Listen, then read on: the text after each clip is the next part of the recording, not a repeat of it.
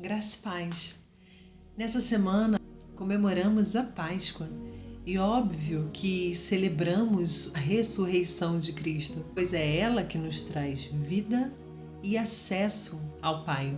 Foi através da morte de Cristo que o véu do templo se rasgou e temos acesso livre à sala do trono e podemos adorar a Deus em nossa casa, na condução. Não precisamos mais de que um sacerdote leve a Deus a nossa oferta e a nossa entrega, a nossa adoração. Nós mesmos podemos fazer isso através do sangue de Jesus. Mas mais do que isso, mais do que a morte e a ressurreição de Cristo, eu queria que pudéssemos refletir sobre Judas e a sua atitude em entregar a Jesus aos sacerdotes, aos chefes dos sacerdotes. Judas vai até o chefe dos sacerdotes e diz para eles que ele quer uma proposta para entregar a Jesus. Ele pergunta: o que vocês vão me dar se eu entregar a Jesus? Podemos reparar que Judas não vendeu Jesus. Judas vendeu uma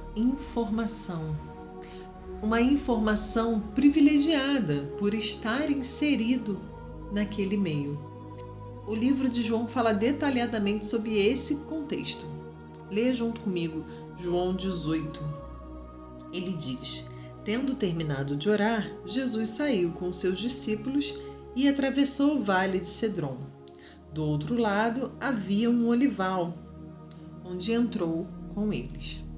Ora, Judas, o traidor, conhecia aquele lugar, porque Jesus muitas vezes se reunira ali com seus discípulos. Judas sabia exatamente onde encontrar a Jesus. Ele tinha a informação e o acesso necessário para chegar até aquele lugar. Isso arremete a você alguma coisa? A mim arremete. Todas as vezes em que confiamos em alguém para dar uma informação, para falar sobre a nossa vida, não temos cautela, não temos cuidado em falar sobre nós com quem confiamos ou com quem julgamos que até aquele momento podemos confiar. Nós colocamos muitas das vezes as nossas vidas, os nossos segredos e os nossos medos mais íntimos na mão de traidores, que posteriormente poderão usar essas palavras contra nós. Usar esse acesso que nós demos contra nós. Hoje nós recebemos uma palavra e essa palavra foi discernimento. Quando nós temos discernimento, nós podemos literalmente discernir e entender quais são as pessoas que precisam estar próximo e quais são as pessoas que não precisam estar tão perto. Quais são as que necessitam estar inseridas em nosso núcleo e quais são as pessoas que têm que estar fora da bolha do núcleo. Quais são as pessoas que podem ter acesso à nossa casa e quais são as pessoas que nós apenas conversamos socialmente. Não podemos juntar todos esses tipos de pessoas. Nós temos grupos de pessoas que não podem ter acesso à nossa casa, não podem ter acesso à nossa intimidade. E por falta de discernimento, nós agimos dessa forma tão imatura e nos frustramos. Quantas pessoas estão afastadas da igreja?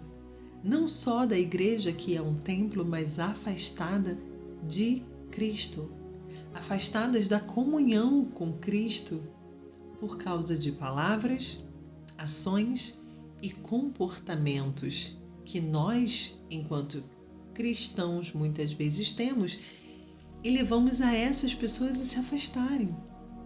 Quantas e quantas vezes nós vemos testemunhos de pessoas contando que se afastaram da igreja, da família, por ter contato com pessoas que feriram a elas em suas emoções, feriram no seu íntimo.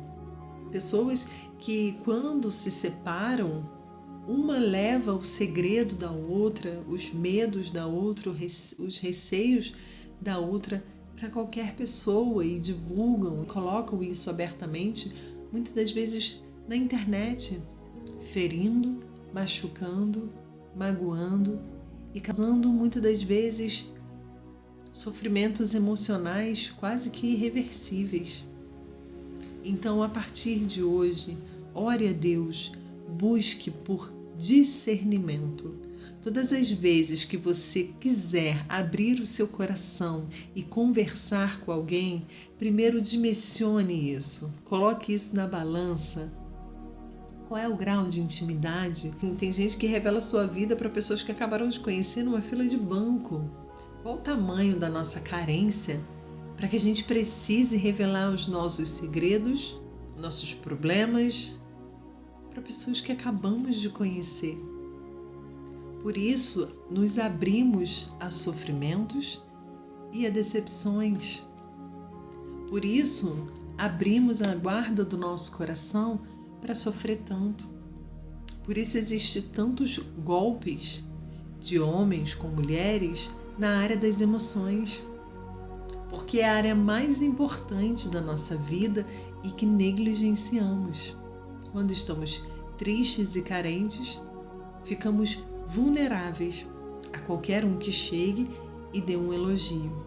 E no momento seguinte, você já abriu as portas da sua casa, do seu coração e da sua intimidade para uma pessoa que você mal conhece. E quando essa pessoa te fere, você ainda se pergunta por que Deus deixou isso acontecer. Chegou um tempo de buscarmos por maturidade. E essa maturidade vem com a sabedoria, e a sabedoria nos dá discernimento. E tudo isso nós conseguimos alcançar com a orientação e direção do Espírito Santo de Deus. E o Espírito Santo vira nosso conselheiro quando estamos próximos a Ele. Que hoje essa palavra entre no seu coração e te traga reflexão.